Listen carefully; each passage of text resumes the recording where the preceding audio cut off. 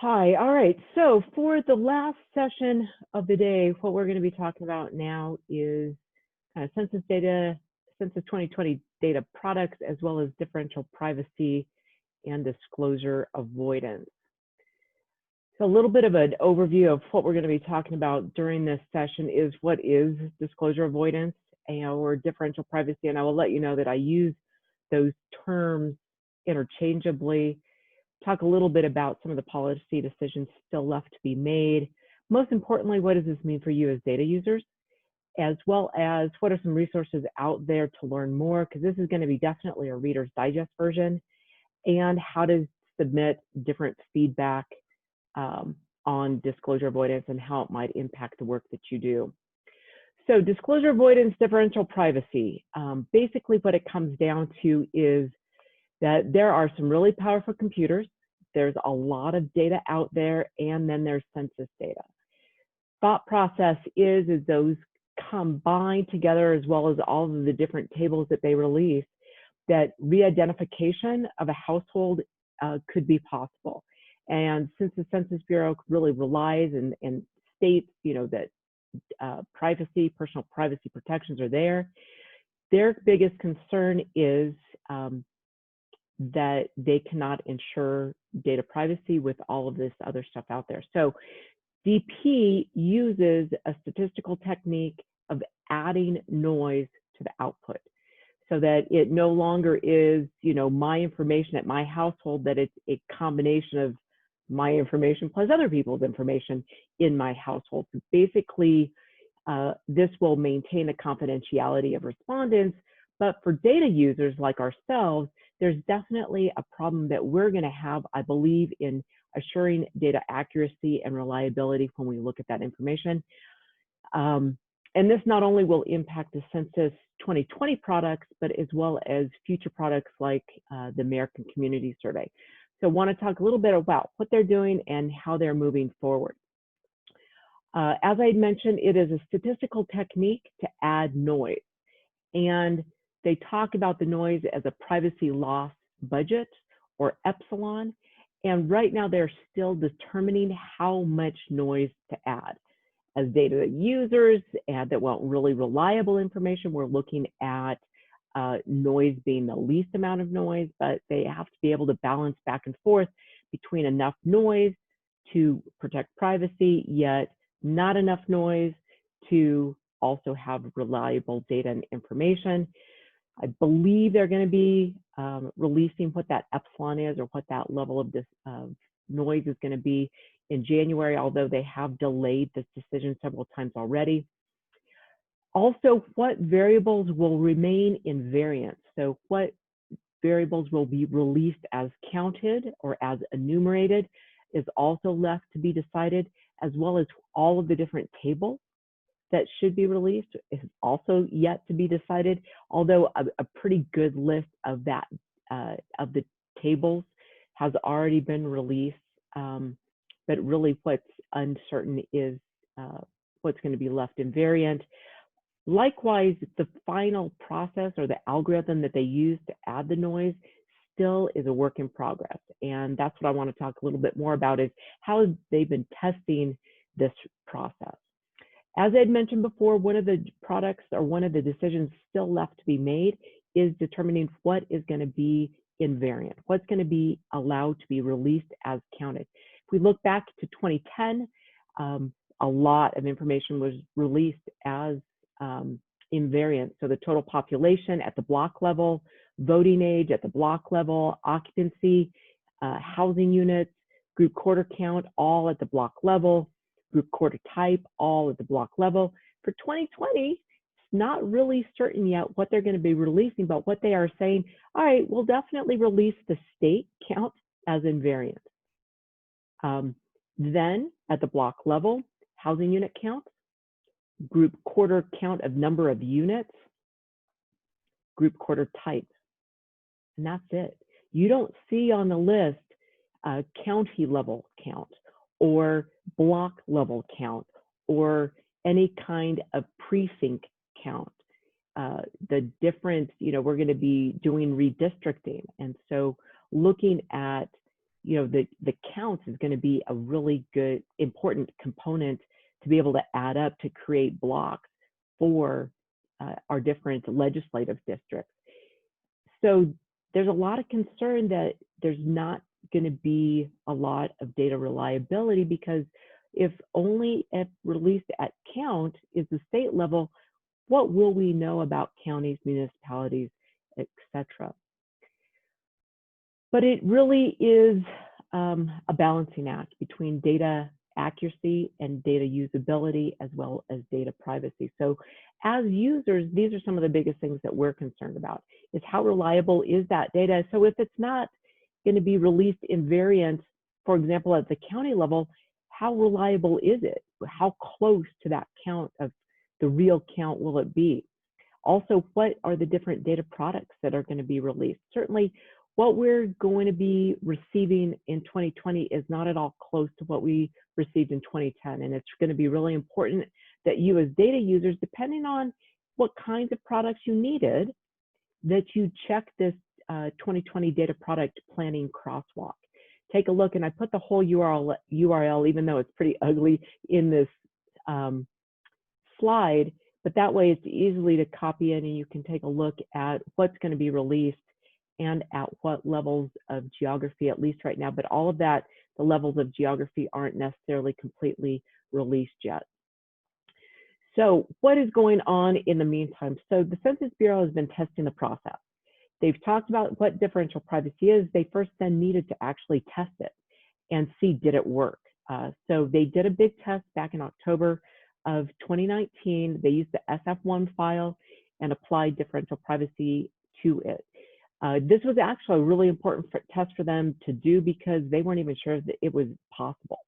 So they did do it. Then they've done some subsequent tests in both May and September, where they released additional data sets, not the full SF1 file, but what they called privacy protected microdata files.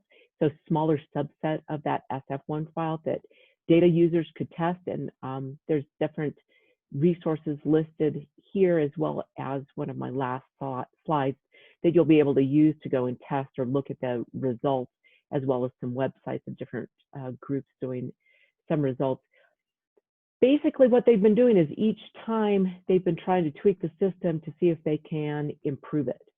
And what are some of the results after they look at it? So when they've released the different products, people have tested it to see how close did it come to the 2010 data that they released back in 2010, so that they could determine how usable, how reliable that information was.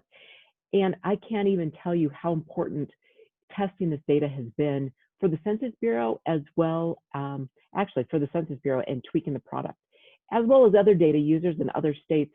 A lot of state agencies, a lot of state demography offices across the United States have been testing the product, as well as some other entities, to test it to see how reliable and how well that the system is working. I won't spend too much time on the data product that was released in October of 2019. That was the first product, and hands down, the Census Bureau admits that it was not good enough in terms of the reliability of the results. There were definitely big impacts depending on the type of state you were in. If you were in a state like Colorado, where there's a lot of difference between large and small places within the state, they saw a lot more errors. They saw a huge impact of a rural to urban bias, where definitely some problems in the release looking at data from the rural to urban, and that was across the country. A lot of unreasonable results, things that just didn't make sense because of the way that they put the process together. A lot of the significant implications because they have separated households from the population, or basically they've grouped the population in one group and housing units in another to apply the differential privacy to those two different sets. They're holding as counted the housing units, but not the population.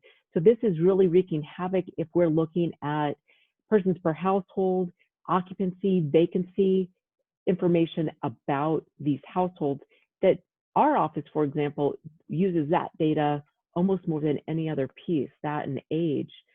and we need it to be reliable and we need it to make sense. And certainly this first set of data wasn't showing any reliability on that level. So that's why they've decided to make additional runs. They've also had a lot of problems with group quarter population, which I'll give you some results, because that still hasn't been 100% fixed and have some issues with it. So the subsequent releases that they had in both May and September of 2020 definitely showed some improvements, and that was really important to see that we did see some improvements in the results. Definitely on the count, so counts by county, counts by place, definitely we saw some improvements. However, still some issues within states like ours that have a big differential in size within that state.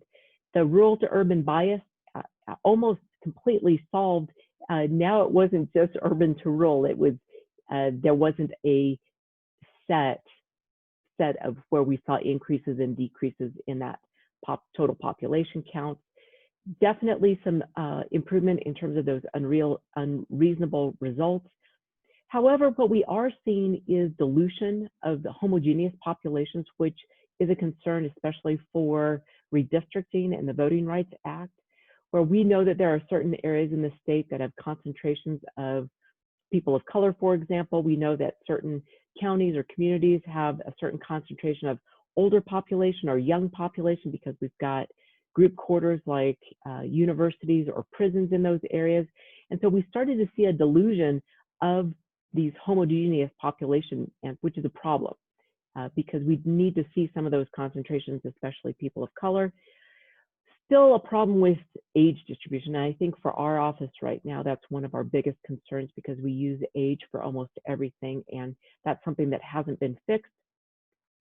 Significant still concern with the separation of population and households. We're still seeing potentially when we're not going to get actually the data as a result. For example, persons per household may not even be released at a tract level or at a block level, which we need to do population estimates. Occupancy and vacancy information, family types information not coming out very reasonable at all yet, and still problems with that group quarter population and having some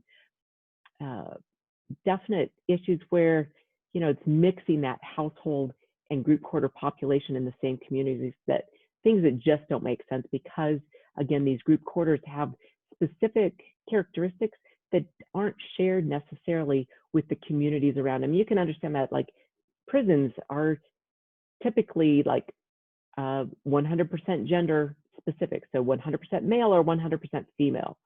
And sometimes that mix then with the population in the community doesn't make sense in the results that we've seen so far. This is one example of the problem that we were having, especially looking at place level geography and the difference between Census 2010 as released versus Census 2010 with the differential privacy applied to it. So that's what this graph shows us, is all of the states along the horizontal axis. The orange color of the bars is the first result back in October of 2019, looking at the average place level percent change between Census 2010 as released versus the demonstration products. And if we look at the far left, we can look at Alaska is listed there. On average, their average place level percent change between the count and then the demonstration product was 45%, over 45%. And that is just unreasonable that the average place level change from as counted to let's see if this system works was 45%. You can look at then those states on the horizontal axis, and as you go from left to right, a lot of those states are Western states. They tend to be larger states and tend to be having a larger differential between the size of population within the state. And if we look at Colorado, at the orange, basically 20%. So we were saying on average, the place level percent change between the Census 2010 and the Census 2010 demonstration products was about 20% difference. Again, not acceptable. ran the same test again with a new demonstration product showing then the blue line of the blue bar. So we can see across the board actually some improvements within how that process was working. So we weren't seeing as much of a change. So Colorado went from a 20% average place level change to a 15% place level change. Still very significant, but not as big as it was before. So we're hoping that this gives them an opportunity to look at, all right, how much error do we need to put in there? Can we minimize the amount of error? Can we make this process better, so that we don't see these big changes within that place level change? Alaska, obviously, also in a huge improvement, but still a lot of the states to the west that have this bigger differential between large and small places are also having these bigger average percent change difference between the census product as it was released versus some of these demonstration products. Age, you'll start to laugh when you start to see this. And again, some of you might be thinking to yourself, how big of an issue is this? Well, you saw with the place level change that is a big change. And these are big differences. If we can't trust the data at the place level, how can we trust the data as a whole? I think it's one of the biggest concerns that we have. And how much confidence will people have in the results as they're getting it if they're like, yeah, no, this doesn't make any sense if we look at some of these places over time. This is showing Grand Lake town and the difference in age based on the Census 2010 count, which is the outline, the black outline, and then one of the demonstration products, which is then the blue color within that. And for example, we can see the entire age group of the 25 to 29-year-olds completely missing. They were there in 2010, they're not there anymore. A doubling of the population, almost double and a half of the males that are 60 to 64. So very little similarity within this information that, you know, definitely is a problem, and they still have not resolved the age differences. If we look at, now this is Cheyenne County, again, we see problems in that age distribution between the count, which is in the outline, and the blue component, which is the result of the demonstration product. We can see definitely even on the older end, a larger differential, a larger problem in that distribution of age compared to maybe some of the middle age groups, but still nothing really similar at all for Cheyenne County as a whole by age group. This is Crowley County. Again, we can see a similar problem, definitely an overestimation of some of the population on the older age groups. But one of the reasons I picked this county out that's interesting is that it's got a large prison population. And prisoners tend to be in that group of kind of the 20 to 35-year-olds. And we can see that almost uniformly underestimated on that male side, and a little bit of overestimation on the female side.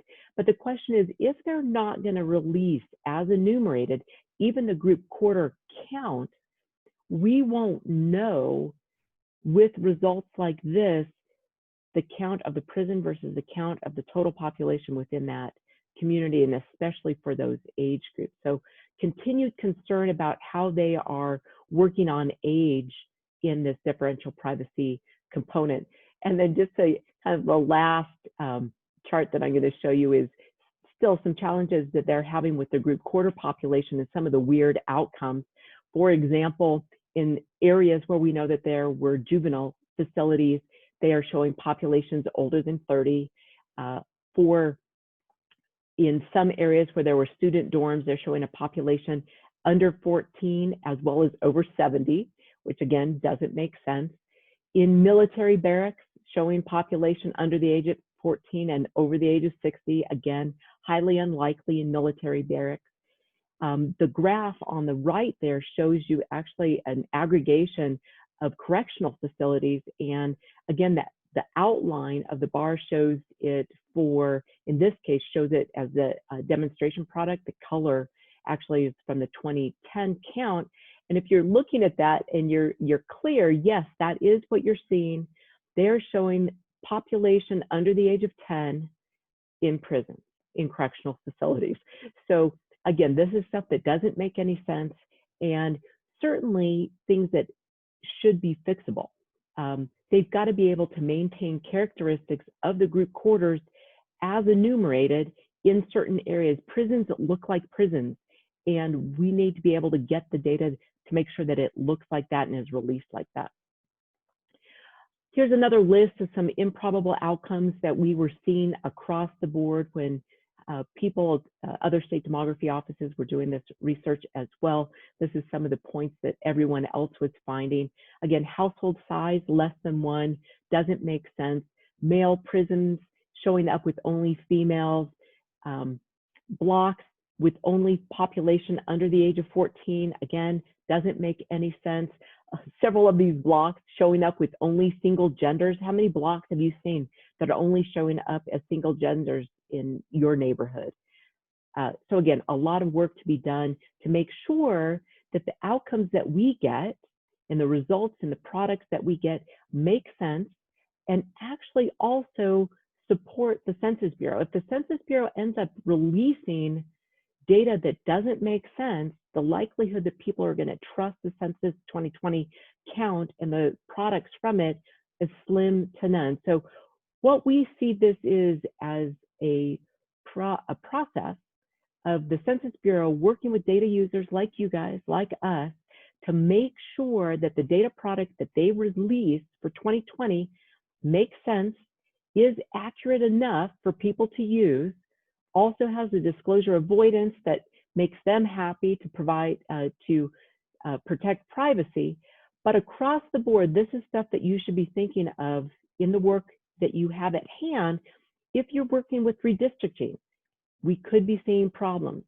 Financial distribution formulas. I mean, we talk about that all the time in why we have the Census 2020 data is for formula funding. We have found across the board problems with age, and we were doing some work again for the area agencies on aging and saw anywhere between a positive 15% to negative 4% difference in funding formula allocation by region in the state, just simply based on some of these demonstration products that they released. Vital statistics, we are looking at rates, our numbers, and the Census Bureau numbers are the denominators for so many different things, from vital stats like incidence of births and deaths and different diseases, to really even looking things like labor force participation rates.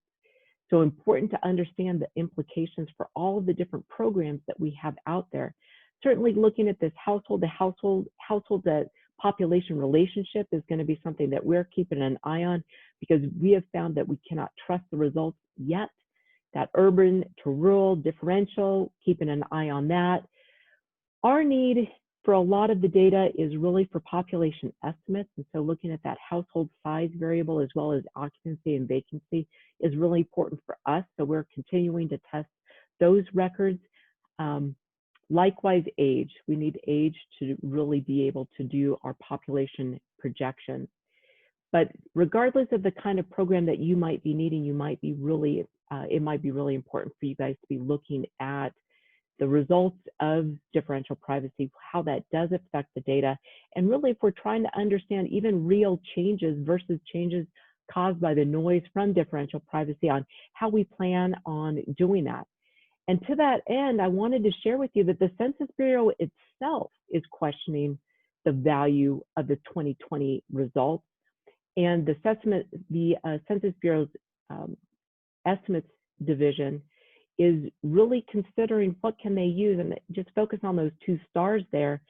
The Census 2020 count is typically the base for the estimates program, and it is unclear whether or not that 2020 base is going to be reliable enough and provide enough data for us to even run an estimates program. So the Census Bureau itself, as well as states across the country, are looking at, are there alternatives out there? Can we do things differently to come up with a good estimates program? So with that, the thing I'm going to leave you with is, here are a lot of resources and ways to provide feedback to the Census Bureau if you have that ability and if you're interested in doing it. This, again, is something that I'm not going to read off the different resources out there, but there are a lot of different resources. A lot of people have been doing work in this area. If you are really concerned about this and you'd like to follow up with us, please contact us.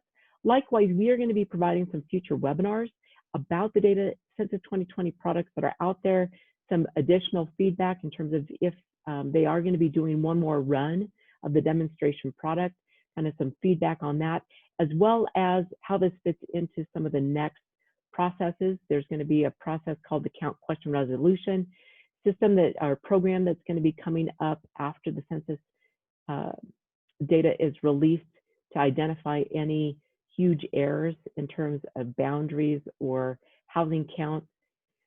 So with that, what I'd like to do is turn it back over to Q&A for both Adam and myself regarding some of any questions that you guys might have on 2010, as well as on this differential privacy